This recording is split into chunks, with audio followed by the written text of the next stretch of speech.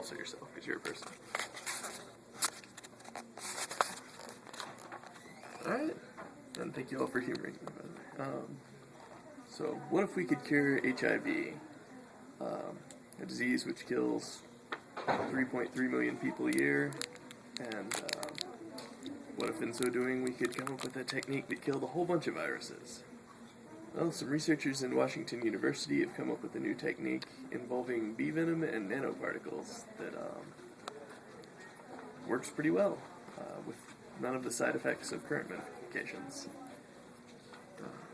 As you all probably know, HIV attacks the immune system, and it does this over years and years until your immune system is no longer able to protect you from the thousands of things trying to kill you every day. It can't replicate on itself like all viruses, so it goes into healthy cells in the form of little virons. And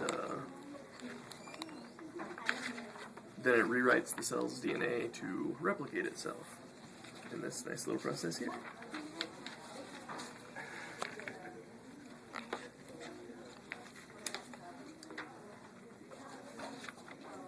Anyways, most current antiviral medications target this process, but they have a whole host of side effects because it's a normal cell process.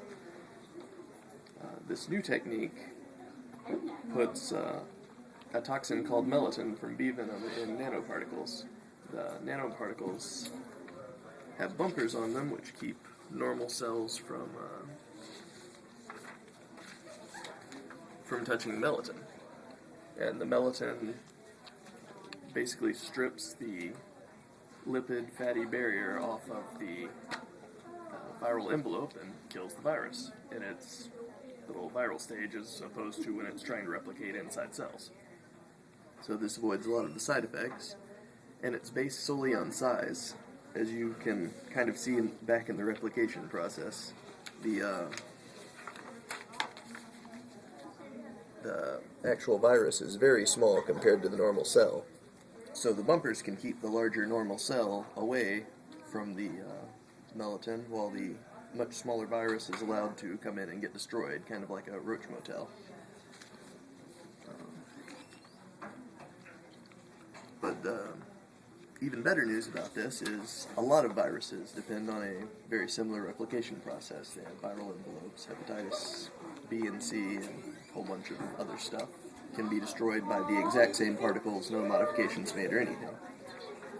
And this stuff is fairly easy to mass produce. It's been around for 10 years. It used to be in the form of artificial blood that they were working on.